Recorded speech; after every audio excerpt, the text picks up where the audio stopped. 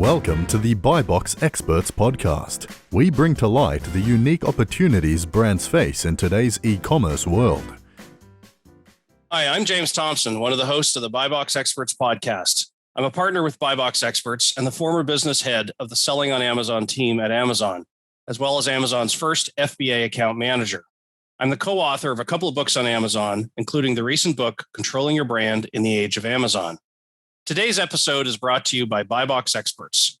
BuyBox Experts takes ambitious brands and makes them unbeatable. When you hire BuyBox Experts, you receive the strategy optimization and marketing performance to succeed on Amazon. We also support investors with due diligence services. Go to buyboxexperts.com to learn more. Before I introduce our guest today, I want to send a big shout out to the team at Getita, a global leader in Amazon FBA auditing and reimbursements. Getita analyzes your Amazon data, reconciles your FBA inventory, and files claims for reimbursements on your behalf. Getita gets your money back into your pocket so you can focus on investing in more inventory and growing your business. To learn more, check out getita.com. Today on our podcast, we welcome Sam Herby, co-founder of Olsum Group, a UK-based firm that buys and grows private label brands. Earlier, Sam worked at Amazon, where he managed some of the UK's largest third-party sellers on Amazon's worldwide marketplaces. Sam also started, scaled, and sold his own category-leading Amazon FBA business. Sam, welcome, and thank you for joining us today on the BuyBox Experts podcast. Thanks very much, James. It is great to be here.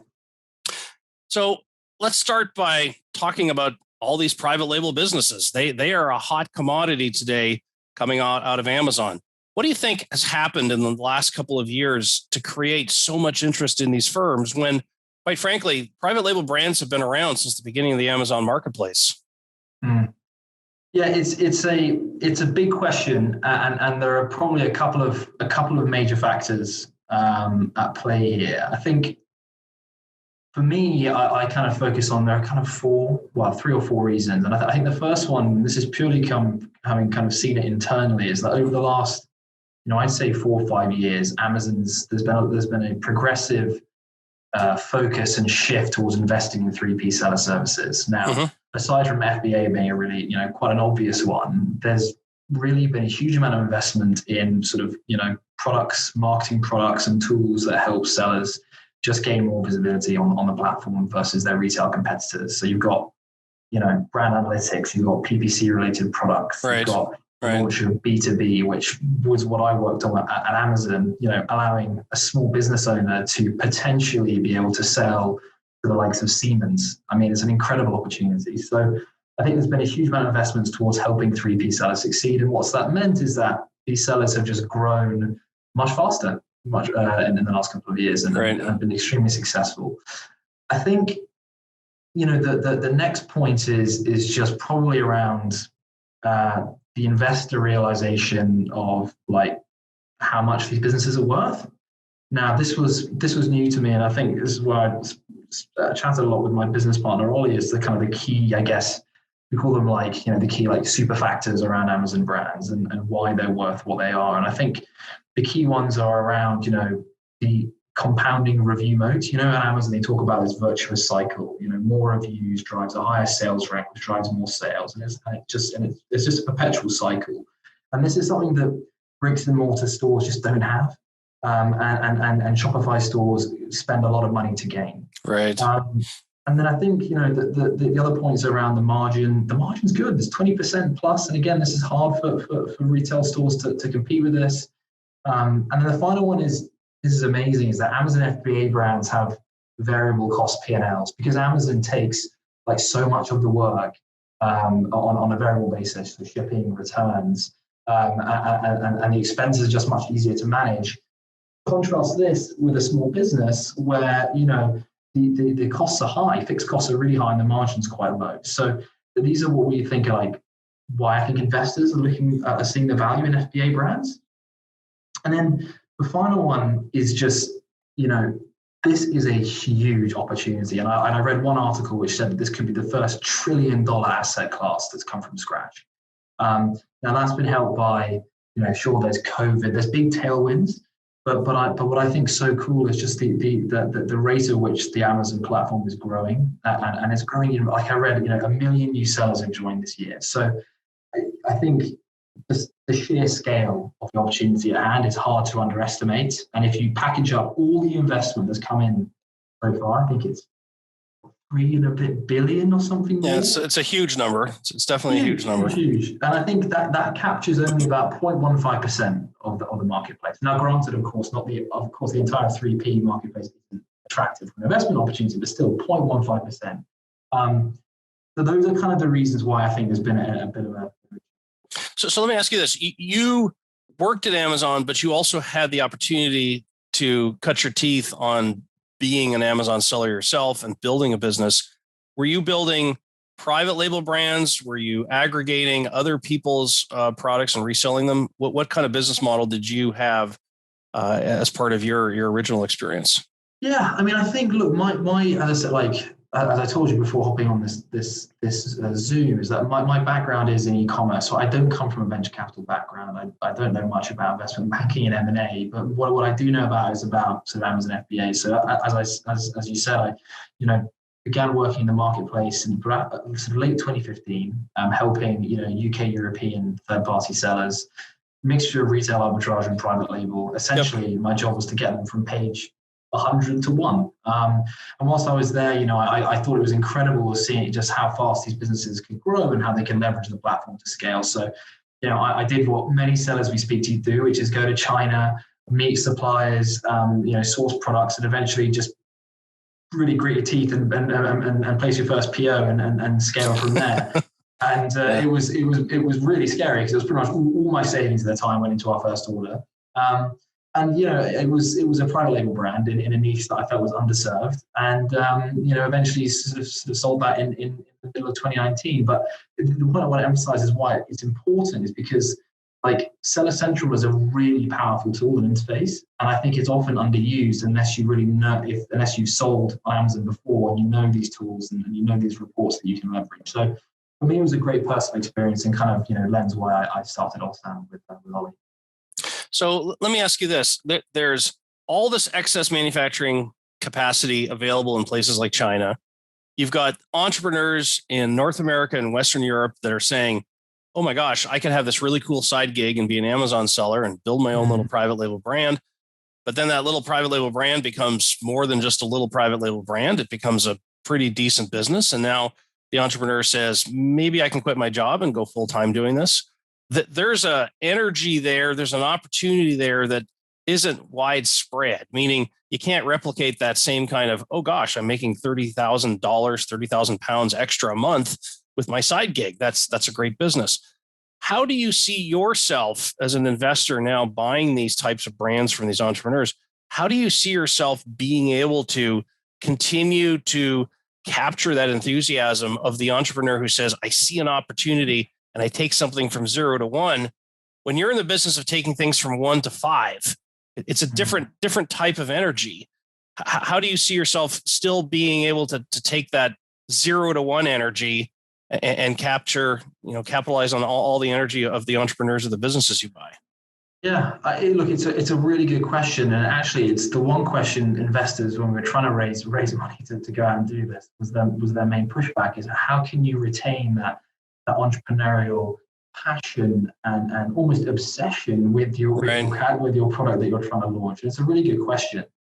And I think really, for us, it kind of boils down to a couple of things. One is when we approach sort of investment discussions with Amazon FBA sellers, we're very open to a partnership style arrangement. So we don't, I know a lot of people like to acquire outright. We're very open to entering into a sort of longer term 2 to 3 year relationship where the seller, is essentially working, with Allsam to scale their business with our support, and assist them with their product rollout. I think the other thing is that it's also the way we're structured, James. So the way we're structured here is our brand managers are essentially like mini CEOs. So that they're tasked with managing literally, well, it depends on the size of the business, but between 2 to 4 brands, and they obsess over those brands. They're their babies, and they're measured and tracked against the performance of those companies. They're capped at literally, as I said, maximum 4, because then you can't possibly pour as much attention as you need to into them. I think every business we buy, as I said, that the final point is that even if we do buy the seller outright and we take ownership of their business, they're always involved to some degree, whether it's to do with helping us with potentially new product ideas, how to reach more customers off Amazon. We love the brands we buy, otherwise we wouldn't buy them. So the spirit of kind of growing the businesses is not lost on us. I think if it is, it's probably time for you to leave this game. So how do you take that energy that you had when you were building your own private label brands, and now you've acquired brands and you're launching new products within these brands that are already semi-established? So are you taking some of the learnings you had personally when you were launching brands? Yeah, I mean, I think it's a really interesting question, because this is something that unless you've done this before, I think you make probably a lot of failures on the way, because about 95% of new product launches end in failure. And the reason is because it's really hard. It's seriously hard to find a good product, good quality, in the right niche, serving a demand that isn't being met by a customer. And so for me, we have a playbook internally, a product launch playbook internally that we basically work off, that's coming from my experience of my own brand, which really sets a roadmap out from, identifying the right product, how do we find the right suppliers, the freight forwarders, all the way through to kind of how to launch that product on the marketplace and acquire those early new customers and get those reviews going. It's really difficult, but that's, again, just purely from my experience, I'm lucky enough to have gone through it, and it works pretty well. So let's talk about all these private label brands out there. Some of them are for sale. Many of the good ones aren't for sale yet. So you've got to go figure out who they are. How do you, at a very high level, how do you evaluate brands and say, I want to find brands that I'm going to fall in love with. I want to find brands that I see growth opportunity, and I can take my business and my capabilities and accelerate these businesses. How do you think about that whole process? Because quite frankly, in the discussions I've had with some of the aggregators, the question's not so much, are there enough companies for sale, but how do we each evaluate those companies based on our capabilities and our interests to find the particular ones that we're interested in pursuing? Yeah, interesting question. And it comes down to, again, there's a couple of points to unpack here. So, one is about identifying businesses that kind of are suitable for Allsam. And I think the first point here, and this perhaps makes us a bit different, is we don't just focus on category leading brands. We're very interested in brands that are kind of a bit lower down the search rankings, much lower down actually, as in some cases. And we're very happy taking those and improving them, whether it's through supply chain optimization, PPC marketing. Yep. I think, the number one category leading brands out there, they're, as you said, a super hot commodity, probably very expensive, and may not want to sell. And so that they're not our sole focus. I think a key distinction to make is around what makes just a private label brand just almost like a widget versus actually a proper brand, and how do you distinguish between the two, and do we distinguish between the So tell me, what's a real brand on Amazon in your view? What constitutes a brand? For us, it's again, it's around, well, two parts. One is, at the heart of the company, is there an amazing product? And that's the beauty of Amazon, is that's underpinned by reviews and ratings and ranking. Simple as that. If you have that at the heart of your company, then off the back of that, you look at the brand that's in place. And some sellers have invested in brand assets like a clear logo, brand palette, clear product imagery, video, and tracking things like customer lifetime value. They are looking at these things. Some are not. And if they're not, that's okay, but we're very interested in definitely building that in. But some are, and they've got, and this is why I think the key distinction is that they have quite an interesting off Amazon presence. They have their own customer base. They have might have an Instagram following. They might have a relatively engaged email contact list. It may be in the infancy of its stages, but that's super interesting because that's hard to build. Right, right. And so it's also an asset that you can leverage again and again if you continue to maintain it.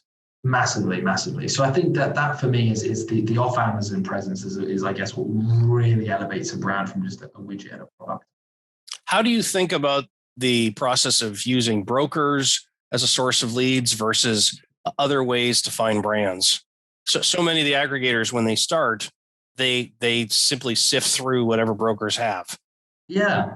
I mean, I think for us in the early days, brokers were and are amazing because what they do is they help with things like, and this is often overlooked, but the migration process of the asset. Actually quite complicated to migrate Seller Central. If you get it wrong, it can happen. Oh yeah. So it's important to kind of just have that aware, and brokers are very good at sort of hand-holding you through the process if you've never done it before. I think that they're good at also just packaging up all the financials and the investment memo of a brand. That's really helpful to have pulled together for you and sort of presented in a nicely packaged format. I think now we're very lucky in the sense that we have quite a rich proprietary deal flow in terms of inbound contacts from referrals from companies we bought from, or we are actively going out and speaking with sellers in whether it's in forums, whether it's in communities and Facebook groups and etc. Brokers right now, I think that some of the deals on the brokerages are quite expensive, and so as a result, we're just looking to kind of diversify our deal flow. But I would emphasize that the quality and service of brokers is still really good, and there's some super exciting opportunities there. When you see deals for the first time, you see a brand, you're learning about the brand. What do you wish these private label brands would do better as part of the process of going to market? Yeah, I mean, the first thing I'd say is, and this is not essential because we're happy to do this for them, but it's preparing financials. Mm-hmm. And the amount of times, James, that we have that initial 30-minute discussion where the business owner doesn't really know the SDE margin and the exact amount, and I think it's important that sellers go to market knowing exactly how much they've made in profit that year. And it's important because they need to know how much their business is worth. Then it shouldn't be undervalued and it shouldn't be overvalued either. So it should be super clear on that. So I think having really clean and clear books, and I think the great thing about this whole ecosystem and how it's evolved is that what we're seeing is an amazing amount of professionals that are kind of fostering around it and helping and supporting first time business owners exit their company. And then I think the other really important point that we love is playbooks. And I think it's important to emphasize to sellers that they've been running their business for years. They know it intimately. Now we're talking standard operating procedures of sorts. Yes. Yeah, exactly. And I think they know their businesses really well. Sam, when we acquire the business, it doesn't happen overnight that you can sort of just take over the brand and go to the moon. It takes time, and the handover is a closed process, it's a very personal process. And so I think having sort of ancillary and supplementary materials, that means that our ops team can sort of understand, right, if this, complaint comes in, you do this. So I think having those processes codified is a huge benefit. So I suppose those two. So let me ask you this. With all these different investors jumping into the FBA aggregation space, new investors literally every week, tell me about your company and how it differentiates itself from every other company out there. And the reason I ask this question is I've had private label sellers come to me and say, I'm going to get my books in order, and then I'm going to put my pitch deck together, and I'm going to go and submit it to 20 different aggregators, and we'll see what happens. That tells me that in the minds of some of these sellers, these brands, they don't necessarily see a lot of differentiation across investors. And yet there's a huge amount of difference across them, just based on the conversations I've had. Tell me, where does Olson Group fit in relative to other companies? Yeah. No, I think you've spoken to so many now, so you probably know better than me a lot of the distinctions between a lot of the aggregators. But I think it's, first of all, gotta put my hand up and say, there are certain companies that are not suitable for us, and it's being open and honest with business owners. We've had this discussion with businesses that come to us, and the first thing we say, if we've managed to review an investment memo or their business, is to say, look, I don't think we are your perfect partner. And you should be honest to that because you owe it to a business owner to be upfront about it and not go down the route. So look, I think, to that end, I think the key difference between us is that, a lot of, aside from capital, the hugely kind of complex, difficult part of this business model is once you've acquired a business is you've got to grow it. You've got to run it and grow it. That's really hard. And what we're lucky enough to say is that, our growth playbook and our operational processes and things we do come from Amazon. They're all taught from Amazon. So we met program managers who were in Seattle who, were behind or part of the team that was building the A9 algorithm at the time. So that's an amazing proprietary playbook we have. And some of the levers that we pull are not what you would commonly do, but we know that they work in the long term. But I think around just general operations, we are at the heart. We are ex-Amazon, and that's pretty special. And I don't think there are many founders doing this out there who have worked in the marketplace. I think, secondly, like myself, Larry, our director of operations, we were or are ex-Amazon private label sellers. So I get the feeling. I know how sellers feel. I guess there's a trust piece here. I think it's scary setting your business for the first time, especially when M&A and valuations and investments isn't your gig, and that wasn't my gig. So I empathize and understand. So I think that's another key point. And then aside from sort of speed and capital, because I kind of think everyone's saying we do it 30 days or we pay hundreds of millions of pounds. There are things that the skills that we have. So, we see like B2B as a big growth lever for these businesses, often underused. I helped launch Amazon B2B in Europe. Our team is kind of very experienced in that respect. We're very interested in US brands, not comfortable launching in Europe. We're based here. We know the market really well. That's quite an exciting partnership opportunity to have. So yeah, a couple of points there.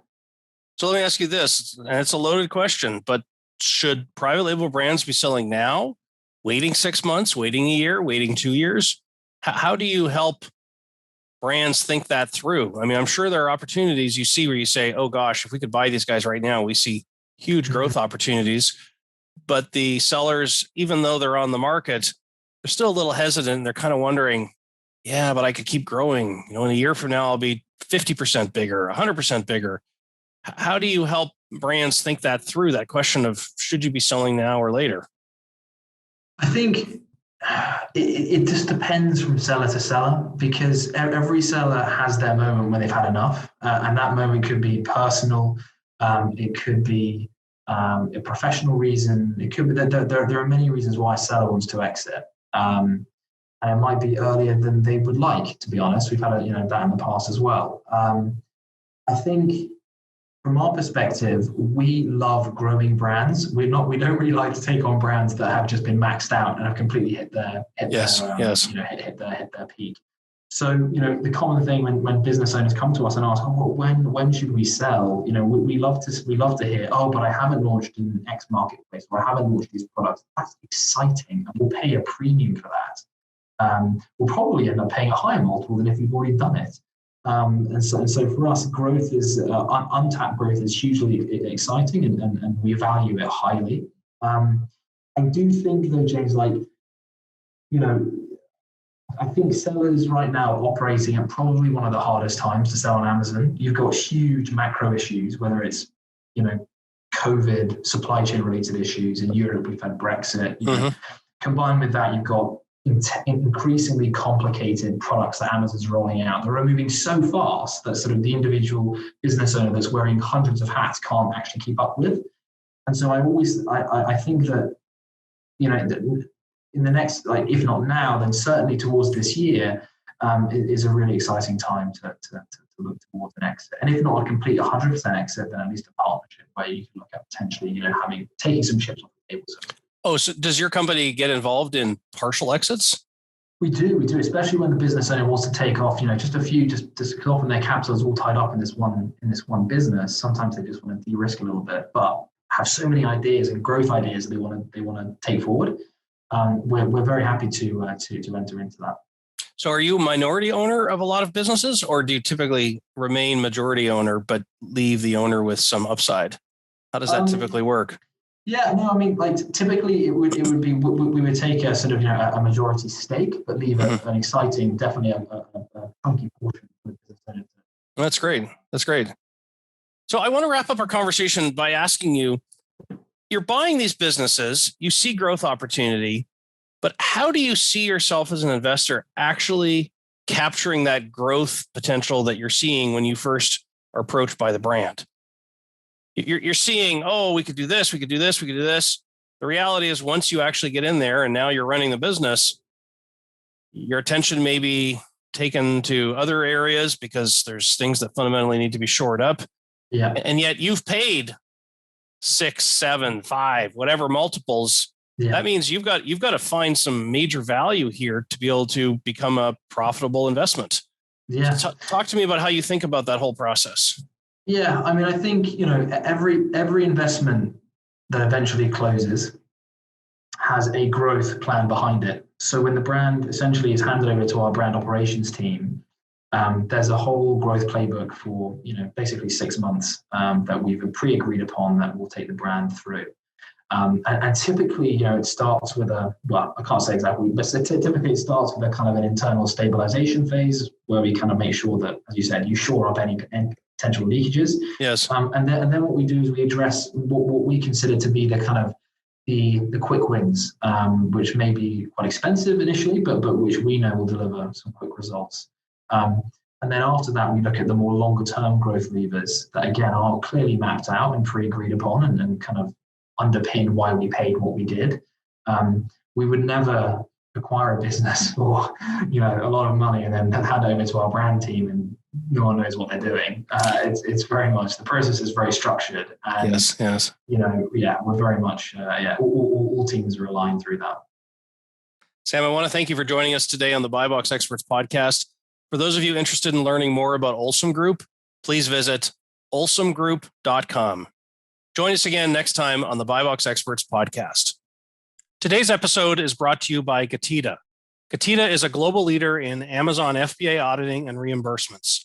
Getida analyzes your Amazon data, reconciles your FBA inventory, and files claims for reimbursements on your behalf. No obligations, no hidden fees, just Getida recovering your money.